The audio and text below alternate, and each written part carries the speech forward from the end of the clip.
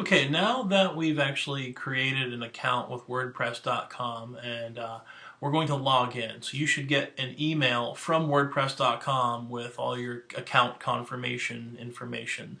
So we're going to go to log in, and you can do it very easily. You can just go to WordPress.com. In fact, let me type that in here. And this is probably the easiest way to do it is go to WordPress.com and log in from here. So it should remember your information, and you have your password, and now you're brought to the back end of your, well, one of the dashboards for your site. So it's very simple here. You've got the reader. This is going to give you some ideas of, here's some blogs we recommend you to read. So WordPress is a community of individual blogs, whereas Medium is a community of individual blog posts. So the idea is when you come to WordPress.com, you can follow individuals and all their blog posts in one spot. Whereas Medium is more collected, more of a community style blog where things are more spun out with everything else, and you have collections that work instead of having just individual blog posts themselves. So you can discover some of the blogs that they have here from WordPress, and you can also browse posts by tags and following friends. So this is more of a social network built around blogging, and the Medium is more of a social network that incorporated blogging.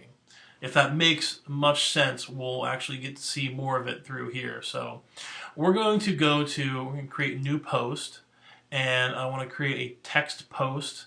I can add a photo maybe. I can maybe add a video and a quote. Maybe I'm going to add a link. So let's just create a text post.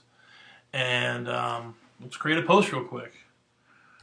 New post. And as you can see, here's a title. I can add a photo, which I am going to do that again. And I'm going to put that same information that I had for my Medium post in here. And as you can see, my photo is actually in this box. Now I can make this bigger. And I can take this photo and I can click on it and I can get rid of it. I can insert it again and I will be able to put it back. I can then click on this little photo edit image icon, and then what happens then is I can change the size of it ever so slightly. I can change the alignment. You can put it to the right, to the left, none, which then just wraps text around it. I'm going to do center. And I can rename the image if I wanted to. And I have spec work. And I'm going to put spec work in here for screen readers. I can put a caption. We hate spec work.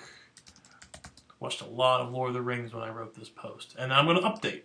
So then I have a little caption, great, cool, and this text happens to be centered. I don't want that. I want to make that left justified.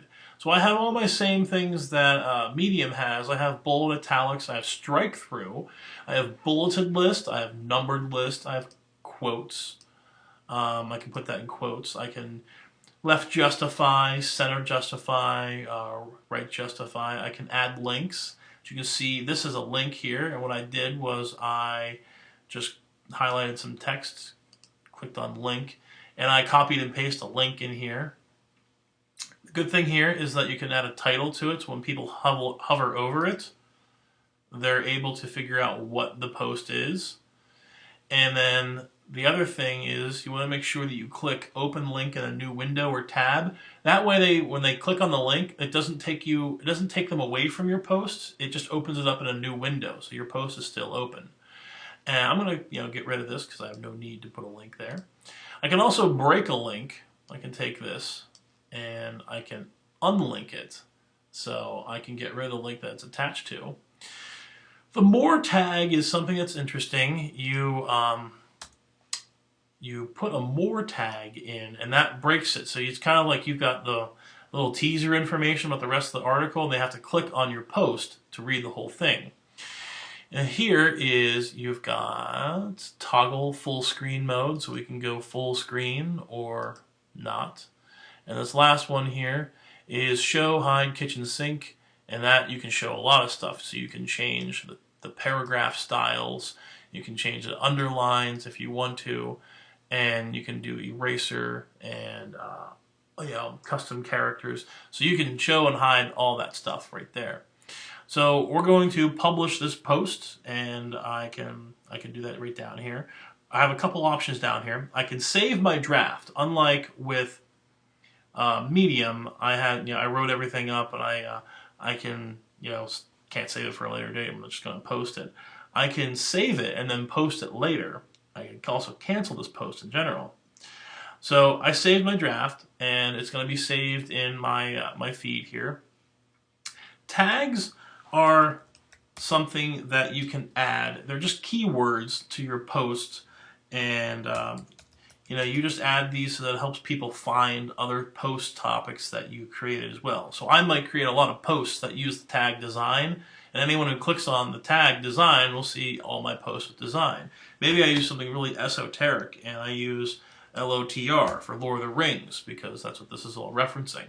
And then anyone who clicks on that is only going to find this post. So I can also preview here. So let's do that. I'm going to preview my post, and it's saving. And I guess it's not working here. Well, for example, we're just going to go publish. All right, now it's published. We're going to view the post. So this was my setup for my blog. I made it look like this really cool, like off-the-wall color scheme. And if you have seen any of the, if you've seen the Primary Care and Advanced Social Media Guide, you might recognize this from that article, from that guide, because this is what we actually did to set up for WordPress.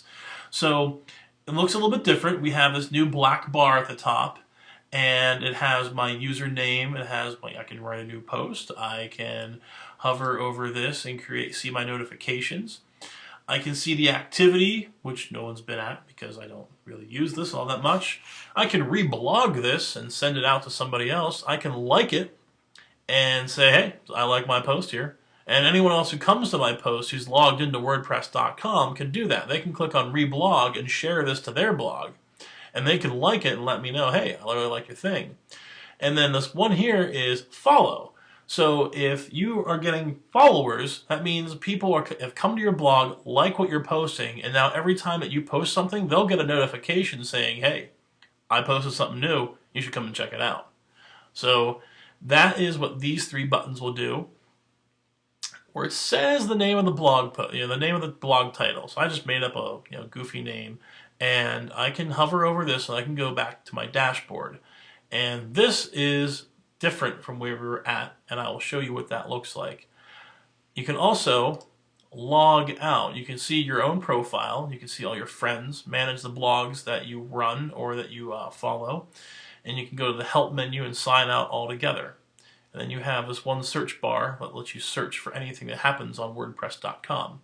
So that is this black bar here at the top, and I'm going to go back to the dashboards. This is the back end of my WordPress site. And as you can see, this looks like a lot of stuff. This is a lot of information, and you probably don't know what any of this thing is. It's a little scary, but we'll actually walk through this in the next video and show you how this is all set up.